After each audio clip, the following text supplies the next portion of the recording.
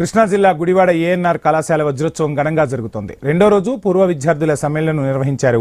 Hero Akkineni నాగార్జునతో పాటు కుటుంబ సభ్యులు పాల్గొన్నారు. ప్రధాని మోదీకి అందించనున్న ఏఎన్ఆర్ కళాశాల వజ్రోత్సవ పుస్తకాన్ని నాగార్జున ఆవిష్కరించారు. అక్కినేని నాగేశ్వరరావు, అన్నపూర్ణమ్మ పేర్ల మీద విద్యార్థులకు 2 కోట్ల రూపాయల స్కాలర్షిప్ అందిస్తామని ప్రకటించారు. మనుషులు శాశ్వతం కాదు, వారి పనులే శాశ్వతమని నాగార్జున చెప్పుకొచ్చారు. తాను చదువుకోలేకపోయినా వేలాది మంది భవిష్యత్తు కోసం నాగేశ్వరరావు కళాశాల స్థాపించారని తెలిపారు. స్థాపించిన Annapurna college of film and media పెట్టి 10 సంవత్సరాలు అవుతుంది. ఈ లెక్కలన్నీ కరెక్ట్ గా కుదిరాయి. చాలా చాలా ఎమోషనల్ గా ఉందండి.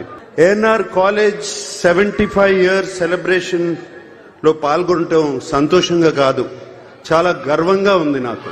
మనుషులు శాశ్వతం కాదు, వాళ్ళు చేసే పనులు శాశ్వతం. నాన్నగారు చేసిన మంచి పనే ఈ కాలేజ్, ఏఎన్ఆర్ కాలేజ్ ఒక ఎగ్జాంపుల్.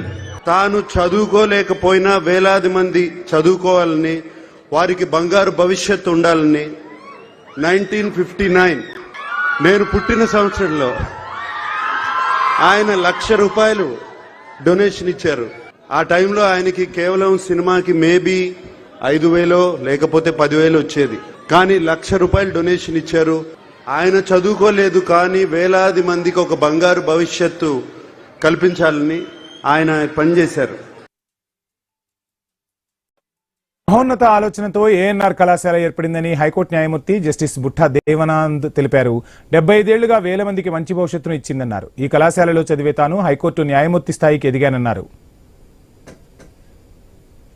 మహోన్నతమైన ఆలోచన ద్వారా ఏర్పడిన ఈ కళాశాల ఎంతో మంది రైతులు వారి భూములను దానం ఇవ్వటం ద్వారా ఆ ప్రదేశంలో ఏర్పడిన ఈ కళాశాల 75 సంవత్సరాలుగా